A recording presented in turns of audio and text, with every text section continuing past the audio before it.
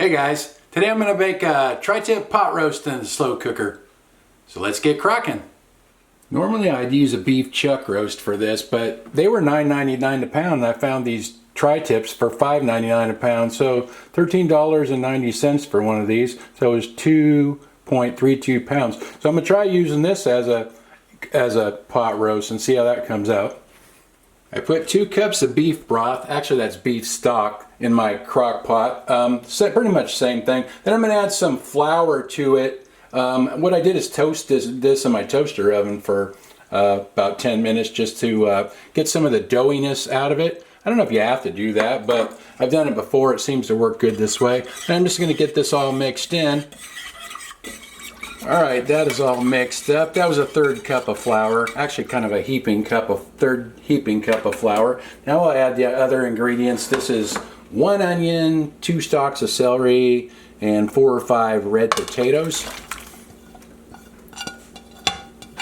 And a bag of baby carrots.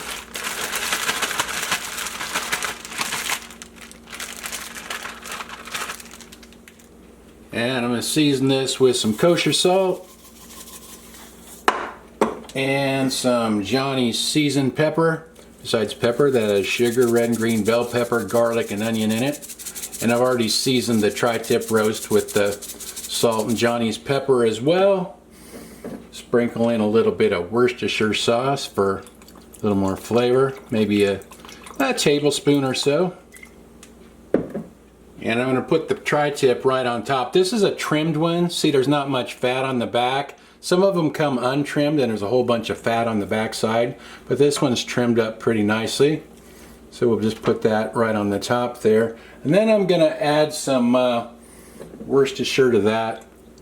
Put on top of that as well. Okay. That doesn't look like very much liquid, but it'll make liquid as it cooks.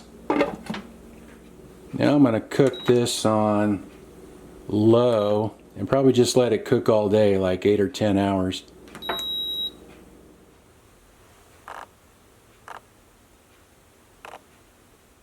It's been 9.5 hours. Let's see how this looks.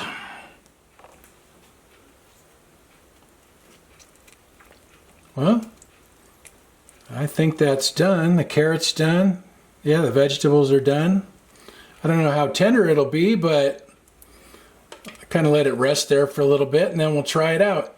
See how much liquid that made? I told you it didn't look like much liquid when I added it, but look how much liquid's in there now. It makes a lot of liquid as it cooks. This doesn't look like it's fork tender, so I'm going to have to get it out of there and slice a little bit off. Hopefully this won't be dry. I don't think it was a very fatty piece of meat, so we'll see how it looks here. All right. Oh yeah, it looks pretty decent actually, I think.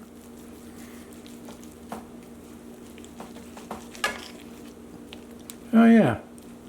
It seems fairly tender. I think but it's kind of stringy, so I just cut it into sections like that.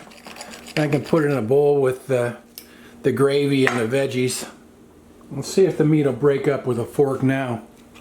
Oh yeah, nice.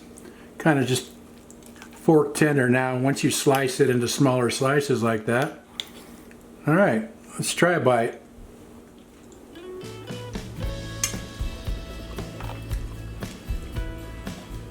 That came out real good. I was a little bit worried it might be a little dry or tough, but it's not. It came out real good.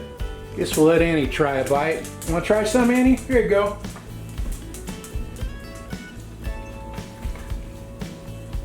Looks like it's Annie approved. Well, that turned out real good. I'll write the ingredients in the description like usual. Thanks for watching. See you guys next time.